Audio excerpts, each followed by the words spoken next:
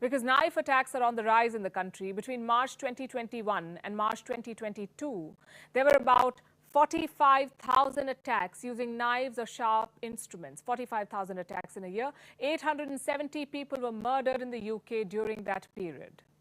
Knives were the murder weapon in about 40% of those killings. They're a serious problem in the UK, and the government is now trying to curb their use. Our next report brings you the details. The UK government made an announcement this week. They're cracking down on large knives, like machetes and the so-called zombie knives. Zombie knives are large blades that are often used as props, usually as part of zombie slayer costumes, hence the name. But these props can be dangerous too. The government says they're being used by violent criminals in knife attacks. The move to ban machetes and zombie knives is part of a crackdown on knife crime. Knives have increasingly been used in violent crimes in the UK recently. They were used in 40% of UK murders that took place between March 2021 and March 2022. 282 people were killed by knives during this one-year period, the highest ever number of knife murders since records began in 1946. There were over 45,000 attacks using knives or sharp objects between March 2021 and 2022. That's an increase of 9% compared to the previous 1 year, and it's 34% higher than a decade ago.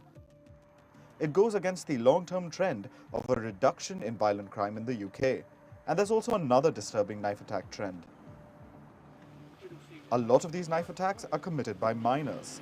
Minors were the culprits in about 18% of all UK knife attacks between March 2021 and March 2022. So how are children getting their hands on knives? There are, of course, knives lying about their homes, but when it comes to the bigger machetes or zombie knives, children can just buy them online. Because remember, zombie knives are technically costume props. The UK government knows that these knives are on e-commerce platforms.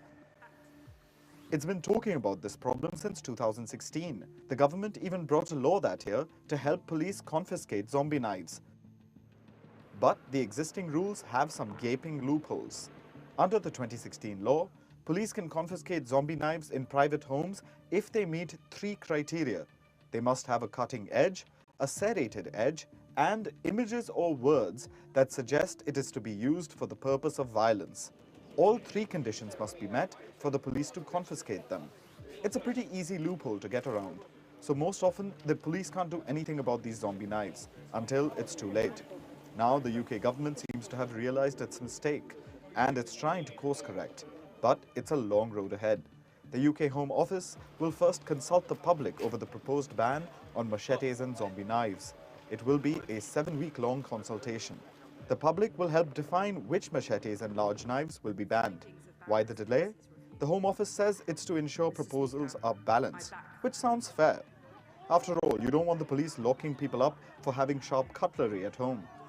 But considering the alarming rise of knife attacks, it's high time for the UK government to sharpen its act. Our last story is about 2 words: Coke float.